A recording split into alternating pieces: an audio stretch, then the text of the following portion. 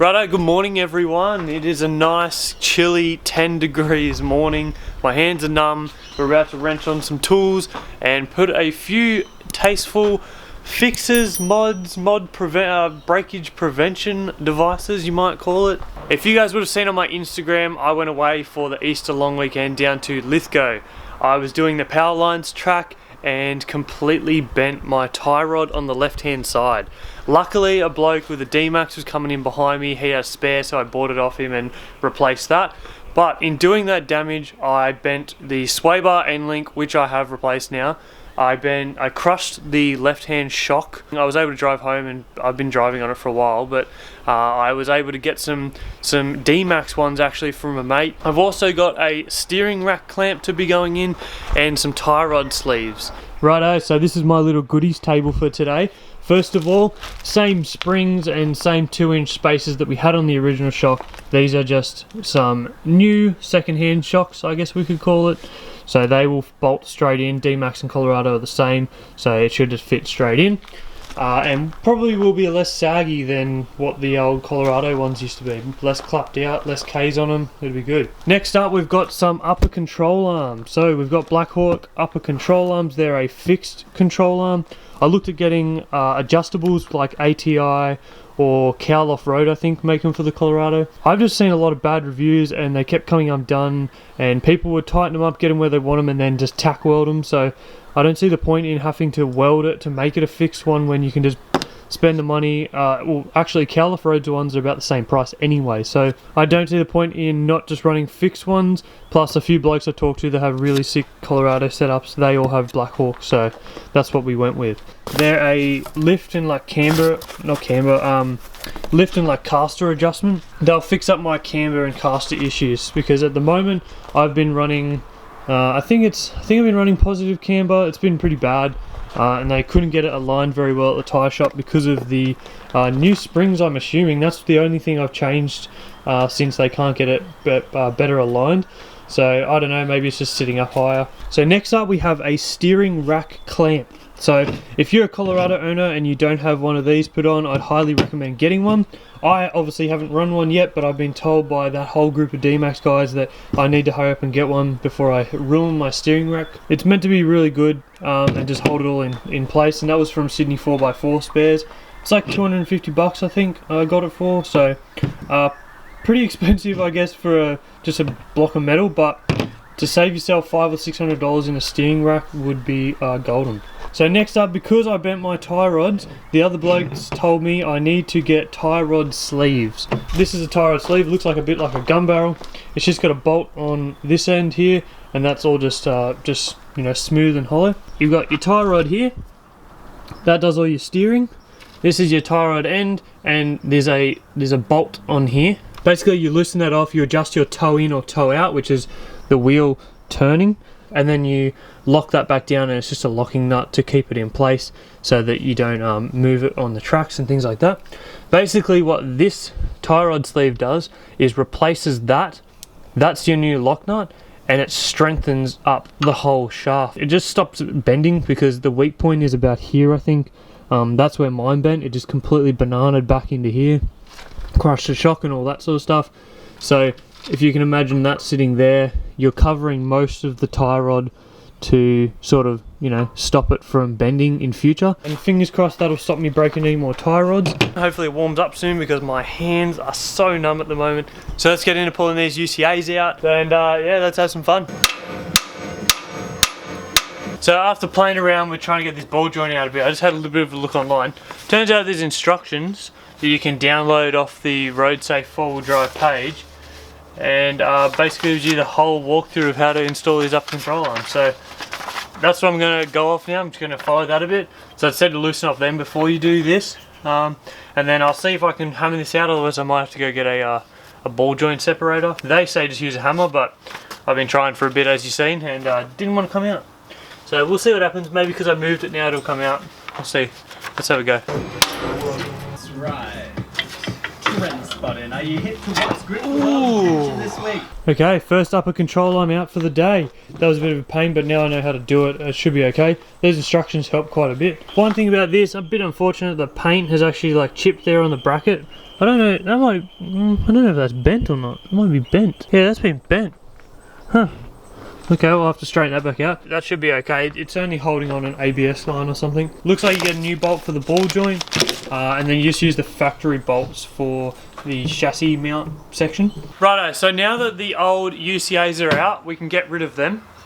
Now what we're going to be doing is greasing these ball joints. Now, I didn't realise I had to do this, so I just quickly run out and bought a grease gun. There's just one from Super Cheap Auto, it's a Tool Pro one, 50 bucks, and then bought a cartridge as well to fit in it. Seems pretty straightforward. I've never done it before, but I just watched a couple of videos, it seemed to be okay. So we're just going to grease these. There's a nipple on top of both of the ball joints. We don't need to grease the back, but it says to grease these ball joints every service you do, so installation and every service. So that's what we're going to do at the moment.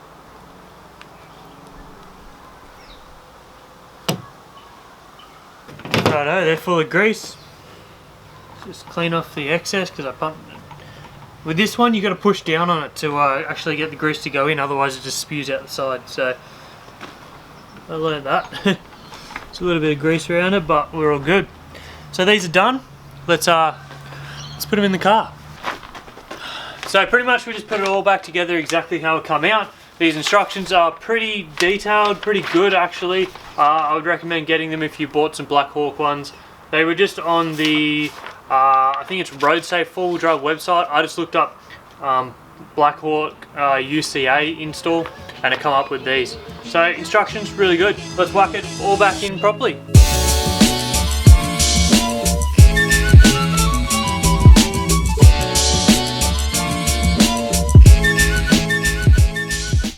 Righto, we got the driver's side upper control arm in. We're going to leave these top bolts loose, but I have torqued down the 4 on top here, and I've also torqued down the ball joint bolt. So now we're going to work on this tie rod sleeve that we have. So the way to do this is we basically take the tie rod completely out, take a measurement first of where it's sitting at so that we can try and put it back the same. Unscrew the whole thing, take that locking bolt off, and then you just thread this puppy on. So that'll strengthen up the whole tie rod, give us a lot of strength in behind there, and fingers crossed don't break it anymore. But also fingers crossed this won't break other parts on the car. So everyone seems to rate them, we'll see what happens.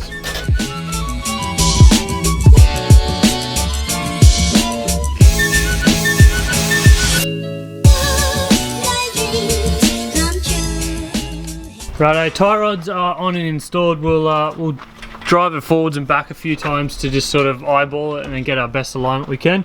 I'll be getting it aligned tomorrow so they can adjust all that stuff.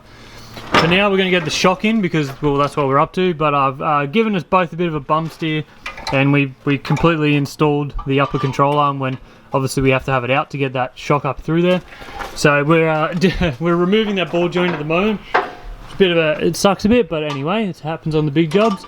And we'll put these shocks in, and then we just got to do the steering rack bracket, and we're good to go. Right, so both sides are completely installed now. We've got the shock in, all the bolts tight, we've got the UCAs in, we've got the tie rod sleeves on, and hopefully adjusted pretty accurately. We'll play with it a bit later. Everything's back together now, and Pat has smashed through his side as well and done all his. So that's all back together nice. Now we're just trying to work on this. You're lifting the car. We're just trying to work on this the steering rack clamp now, which is this R&R product here. So to get it out, because I've bent it when I done the tie rod, we're just struggling to get a socket on there at the moment. But once we've got that on, it's just 2 bolts to take it off, and then you just replace it with this new nice shiny piece. So we're gonna pull all this apart, and then pretty much we can put the wheels back on and give it a roll back and forth and see how we go. And then we just have to tighten the 2 bolts that go from the chassis to the upper control arms, and then we're rolling. That's it. We'll go out in 4B. Righto, all our gear is in now. Upper control arms in, tie rod sleeves are in, and also the steering rack clamp. So the steering rack clamp was a bit of a pain in the ass. We actually had to drop and move the diff back a little bit to fit it in. This is the clamp that come out. Now I don't think that should be kinked that much. So I think what I actually had done is bent a little bit of that plate where it bolts to the chassis as well. So it was a bit of a pain to get that on, but we got it there in the end. So we're just getting the wheels on now. We'll give it a quick roll back and roll forwards and things like that. You gotta let the suspension settle a little before we can tighten up these top bolts for the upper control arms. And then we also probably need to play with our toe in and out because the wheels they're slightly turned in here at the moment.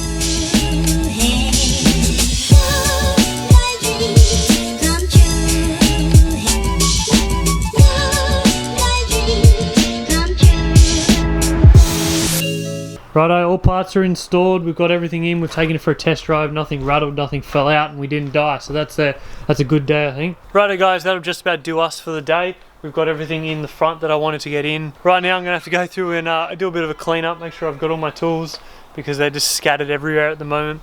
But I want to thank you guys for watching this video. If you liked the video, make sure you leave a like. If you've got any questions or anything for me, comment down below, and make sure you subscribe to the channel. And now that, you know, life's slowed down a bit, hopefully we will be getting back into installing some things on the Colorado. And yeah, we have some tasty mods coming. So thank you guys for watching this video, and I'll see you on the next one. Bye guys.